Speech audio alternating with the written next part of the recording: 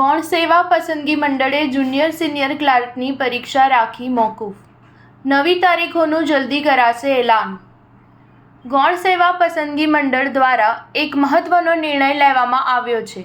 ગૌણ સેવા પસંદગી મંડળની પરીક્ષાને મોકૂફ રાખવામાં આવી છે. જુનિયર અને સિનિયર ક્લાર્કની પરીક્ષા વહીવટી કારણોસર મોકૂફ રાખવામાં આવી છે. ટૂંક સમયમાં પરીક્ષાની નવી તારીખ જાહેર કરવામાં આવશે.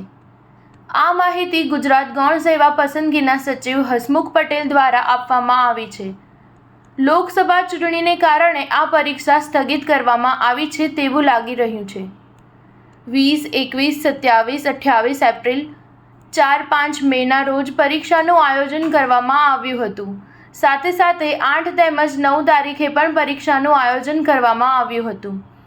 8 અને 9 તારીખે રખાયેલી પરીક્ષાના આયોજનમાં ફેરફાર નથી કરાયો. 8 અને 9મી મેના રોજ યોજનારી પરીક્ષા યથાવત રહેશે.